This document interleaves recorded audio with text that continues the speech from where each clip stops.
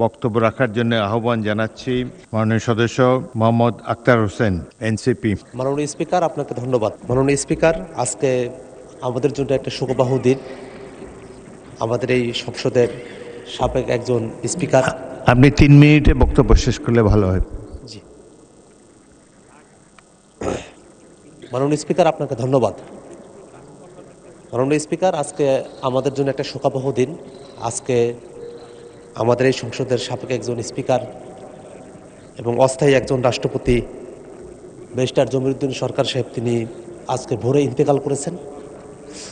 আমরা তার স্মৃতির প্রতি সম্মান প্রদর্শন করছি। তিনি বাংলাদেশের জন্য দীর্ঘ সময় ধরে কাজ করেছেন এবং বিশেষত আমরা যারা আইন অঙ্গনের মানুষেরা আছি, আমরা তাকে দীর্ঘ সময় ধরে চিনি এবং জানি। তিনি রাষ্ট্রীয় দায়িত্বগুলো যখন পালন করেছেন, তার পাশাপাশি তিনি কোর্টে যখন প্র্যাকটিস করেছেন, তার সেই বিখ্যাত ছাতা, তার বিখ্যাত হ্যাট এবং তার কোর্টে বিচরণ করা দীর্ঘ সময় পর্যন্ত, জীবনের একটা শেষ সময় পর্যন্ত তিনি কোর্টে এসেছেন, এটা যারা আইন অঙ্গনের মানুষেরা আছেন তাদের জন্য একটা গুরুত্বপূর্ণ শিক্ষার বিষয়। এবং আজকের এই সংসদে তার একজন যোগ্য সন্তান আমাদের সাথে আছেন।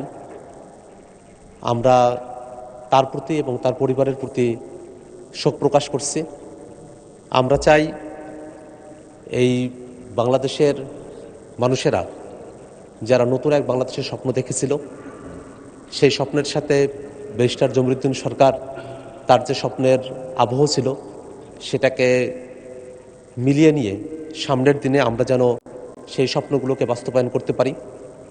আমরা বাংলাদেশের সামগ্রিক প্রেক্ষাপটে তার অতীত জীবনের সমস্ত কর্মকাণ্ড এবং তার সমস্ত অনুপ্রেরণাদায়ী যে বক্তব্য এবং তার অনুপ্রেরণাদায়ী কর্মকাণ্ড, সব কিছুকে একটা ইতিবাচক দৃষ্টিকোণ থেকে সংরক্ষণ করার মধ্য দিয়ে সামনের দিনে আমরা বাংলাদেশের জন্য আরও ভালো একটা উদাহরণ যদি তৈরি করতে পারি, সেটা আমাদের জন্য, বাংলাদেশের জন্য ইতিবাচক হবে।